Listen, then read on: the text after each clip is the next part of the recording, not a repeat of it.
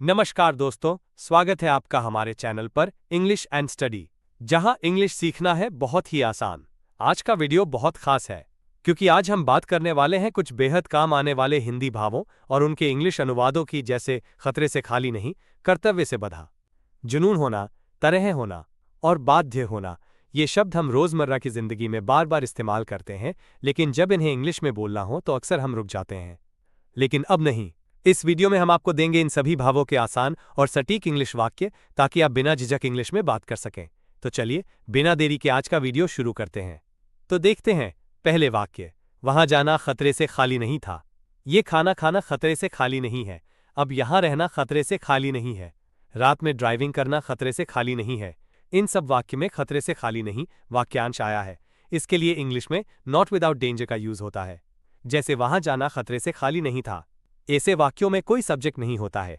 ऐसे वाक्य में जो वर्ब होती है उसी में आईएनजी लगाकर सब्जेक्ट बनाया जाता है।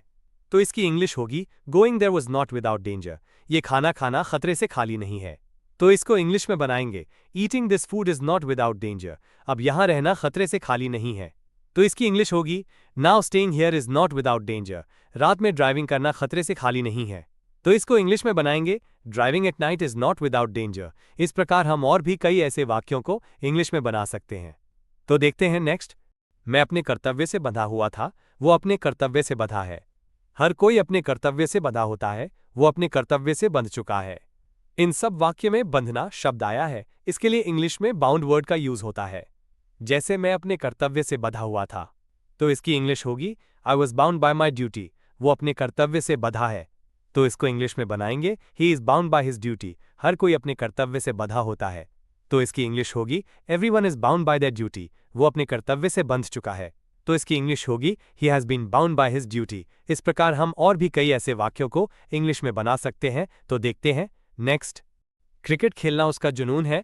नई नई जगह घूमना राम का जुनून है। अच्छा खाना खाना मेरा जुनून है। पढ़ाई करना पूनम का जुनून है। इन सब वाक्य में जुनून शब्द आया है। इसके लिए इंग्लिश में पैशन वर्ड का यूज होता है। जैसे क्रिकेट खेलना उसका जुनून है। यहां पर भी कोई सब्जेक्ट नहीं है, तो ऐसे वाक्यों में जो भी वर्ब होती है उसी में आईएनजी लगाकर सब्जेक्ट बनाया जाता है।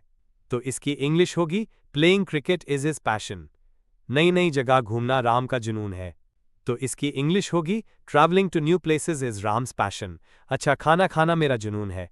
तो इसकी इंग्लिश होगी eating good food is my passion.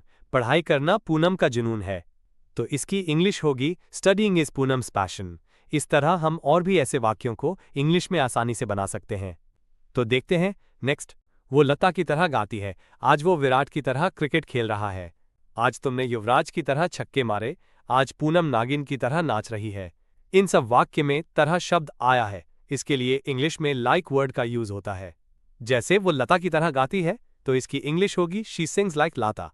आज वो विराट की तरह क्रिकेट खेल रहा है। तो इसकी इंग्लिश होगी today he is playing cricket like Virat. आज तुमने युवराज की तरह छक्के मारे, तो इसकी इंग्लिश होगी today you hit sixes like Yuvraj. आज पूनम नागिन की तरह नाच रही है। नागिन को इंग्लिश में सर्पेंट कहते हैं। तो इसकी इंग्लिश होगी today Poonam is dancing like a serpent. इस प्रकार हम और भी कई ऐसे वाक्यों को इंग्लिश में बना सकते हैं। तो देखते हैं नेक्स्ट। मैं इंदौर जाने के लिए बाध्य था। वो मिठाई खाने के लिए बाध्य है। मैं शादी में नाचने के लिए बाध्य हूं। वो मोहन को पीटने के लिए बाध्य था।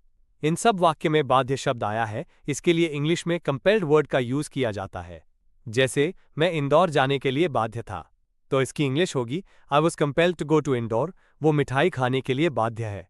तो इसको इंग्लिश में बनाएंगे he is compelled to eat sweets. मैं शादी में नाचने के लिए बाध्य हूं। तो इसकी इंग्लिश होगी I am compelled to dance at the wedding. वो मोहन को पीटने के लिए बाध्य था। तो इसकी इंग्लिश होगी he was compelled to beat Mohan. इस प्रकार हम और भी ऐसे कई वाक्यों को इंग्लिश में बना सकते हैं। मैं खाना बनाने के लिए बाध्य हूं। इसकी इंग्लिश कमेंट बॉक्स में बनाइए। कीप फ्रेजेस के वीडियो लिंक इस वीडियो के डिस्क्रिप्शन बॉक्स में है। इस वीडियो के बाद कीप का वीडियो जरूर देखना, जिससे आपकी इंग्लिश बहुत ही नेचुरल एंड इंप्रेसिव बनेगी। अब ये क्लास यहीं समाप्त होती है। यदि इस क्लास में आपको कोई डाउट हो या मन में कोई क्वेश्चन हो, तो कमेंट बॉक्स में कमेंट करें। Please like, subscribe and share.